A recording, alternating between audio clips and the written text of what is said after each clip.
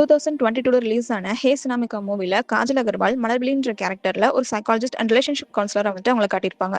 நிஜத்துல இப்படிதான் ஒரு சைக்காலஜிஸ்ட் இருப்பாங்களான்னு கேட்டா கண்டிப்பா கிடையாது. ஒரு சைக்காலஜிஸ்ட் எப்படிலாம் இருக்க மாட்டாங்களோ, எப்படிலாம் இருக்க கூடாதோ அதான் இந்த மூவில வந்து காட்டியிருப்பாங்க. இதுல நிறைய சீன்ஸ் வந்து டிராமடைஸ் பண்ணியிருப்பாங்க. ஒரு சைக்காலஜிஸ்டுக்கு சில எத்திக்ஸ் இருக்கும். அது எல்லாமே பிரேக் பண்ற விதமா வந்து காட்டியிருப்பாங்க. ஃபர்ஸ்ட் திங், மௌனா மலர்விழி கிட்ட வந்தப்போ எனக்கு டிவோர்ஸ் வேணும், அதனால என் ஹஸ்பண்டை நீங்க வந்து லவ் பண்ணுங்க, அதை நான் ரீசனா வச்சு நான் டிவோர்ஸ் வாங்கிக்கிறேன் அப்படின்னு சொல்லியிருப்பாங்க.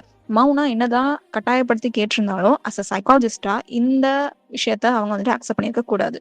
செகண்ட் திங், யாழனை போய் அப்சர்வ் பண்றது, அவங்க லைஃப்ல போய் இன்வால்வ் ஆகுறது, இது எல்லாமே எவ்வளோ பெரிய விஷயமா இருந்தாலும் கிளைண்டோட பர்சனல் விஷயத்துல அஸ் அ சைக்காலஜிஸ்டா ரொம்ப டீப்பா போய் அட்டாச் ஆக கூடாது.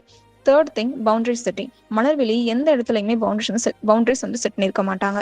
அண்ட் லாஸ்ட் இம்பார்ட்டன்ட் திங், என்னதான் ஒரு சைக்காலஜிஸ்டா இருந்தாலும் அவங்களும் மனுஷங்க தான். அவங்களுக்கும் ஃபீலிங்ஸ், எமோஷன், பெயின், பிலிவ்ஸ் இது எல்லாமே இருக்கும். ஒன்ஸ் அவங்க செஷன் ஸ்டார்ட் பண்றாங்க அப்படின்னா அவங்களோட எமோஷன்ஸை முதல் அவங்க வந்து ப்ராசஸ் பண்ணணும். அண்ட் அவங்களோட சிந்தனை, அவங்களோட நம்பிக்கை, அவங்களோட நம்புற ஒரு விஷயம், இது எல்லாமே வந்துட்டு எந்த கிளைண்ட் கிட்டையுமே நம்ம இன்கார்பரேட் பண்ணக்கூடாது.